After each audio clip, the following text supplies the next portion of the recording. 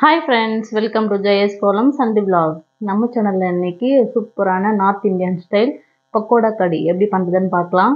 அதுக்கு வந்து நான் ஏற்கனவே பக்கோடாலாம் ரெடி பண்ணி எடுத்து வச்சுருக்கேன். நம்ம நார்மலாக எப்பவும் கடலை மாவில் எப்படி பக்கோடா செய்வோமோ அதே மாதிரி தான் வெங்காயம், பச்சை மிளகா, கொத்தமல்லி எல்லாம் சேர்த்து பிசைஞ்சு இந்த மாதிரி ரெடி பண்ணி வச்சுருக்கேன்.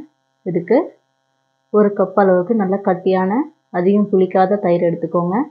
அது கூட ஒரு டேபிள் ஸ்பூன் கடலை மாவு, 1/4 டீஸ்பூன் மஞ்சத்தூள், இந்த டிஷ்ஷுக்கு தேவையான அளவுக்கு உப்பு, 1 டீஸ்பூன் மிளகாத்தூள், இது எல்லாத்தையும் சேர்த்துட்டு கட்டி இல்லாமல் நல்லா கரைச்சி எடுத்துக்கலாம்.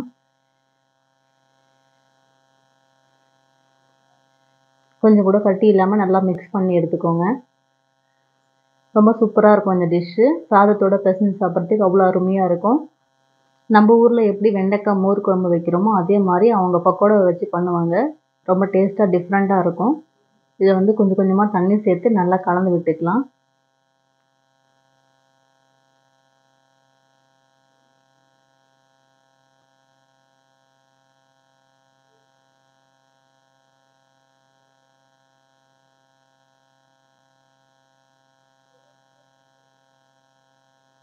இந்த மாதிரி கொஞ்சம் கூட கட்டி இல்லாமல் கரைச்சிட்டு வேற ஒரு பாத்திரத்துக்கு மாற்றிக்கோங்க. மாற்றிட்டு ஒரு கப்பு தயிருக்கு நீங்கள் 2 கப் அளவுக்கு தண்ணி சேர்க்கணும். அப்போ தான் வந்து கொதித்து வரத்துக்கு கரெக்டாக இருக்கும். தண்ணி சேர்த்துட்டு ஒரு முறை நல்லா கலந்து விட்டுருங்க. கலந்தது இது எப்படி பண்ணுறதுன்னு பார்க்கலாம். அடுப்பில் கடாய் வச்சு 2 டேபிள் ஸ்பூன் அளவுக்கு எண்ணெய் சேர்த்துக்கோங்க. எண்ணெய் சூடானதுக்கப்புறமா 1/2 டீஸ்பூன் சோம்பு, 1/2 டீஸ்பூன் சீரகம், 1/4 டீஸ்பூன் மிளகு, 1/4 டீஸ்பூன் வெந்தயம், சின்னதாக 3 லவங்கம், ஒரு துண்டு பட்டை, ஒரு பிரிஞ்சலை, 2-3 காஞ்ச மிளகா, 2 பச்சை மிளகா, சின்னதாக ஒரு துண்டு இஞ்சி, ரெண்டுத்தையும் நல்லா பொடியை கட் பண்ணி சேர்த்து இது எல்லாத்தையுமே நல்லா வதக்கி விட்டுக்கோங்க.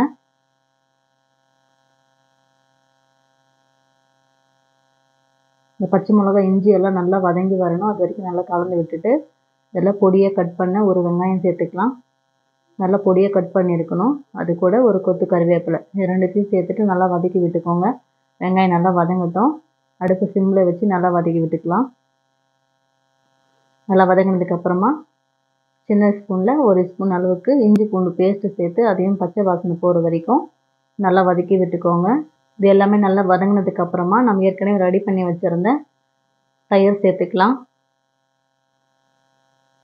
சேர்த்துட்டு நல்லா கலந்து விடுங்க. அடுப்பை வந்து மீடியமாக வச்சுட்டு கைவிடாமல் கலந்து விட்டுட்டே இருக்கணும்.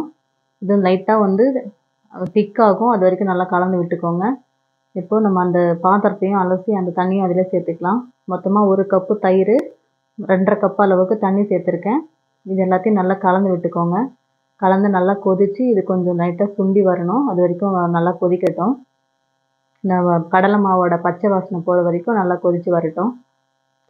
பாருங்கள், ஒரு 10 நிமிஷம் நல்லா கொதித்து கொஞ்சம் லைட்டாக திக்காக இருக்குது. இந்த கடலை மாவோட பச்சை வாசனை எல்லாமே போயிட்டு நல்லா திக்காக இருக்குது பாருங்கள். இந்த ஸ்டேஜில் நம்ம ஏற்கனவே ரெடி பண்ணி வச்சுருந்த பக்கோடா சேர்த்துக்கலாம். சேர்த்துட்டு உடனே அடுப்பு ஆஃப் பண்ணிவிடுங்க. ஆஃப் பண்ணிவிட்டு இது ஒரு முறை தாளிச்சிக்கலாம். தாளிக்கிறதுக்காக அடுப்பில் ஒரு இந்த மாதிரி கரண்டி வச்சுட்டு 2 டீஸ்பூன் அளவுக்கு நெய் சேர்த்துக்கோங்க. நெய் சேர்த்துட்டு கொஞ்சமாக கடுகு, சீரகம், 2 காஞ்ச மிளகா, அது கூட கொஞ்சமாக பெருங்காயமும் வெறும் மிளகாத்தூளும் சேர்த்துக்கலாம். சேர்த்து ஒரு முறை கலந்துட்டு நம்ம ஏற்கனவே ரெடி பண்ணி வச்சுருந்த பக்கோடா கடியில் இந்த தாளிப்பை சேர்த்துக்கலாம்.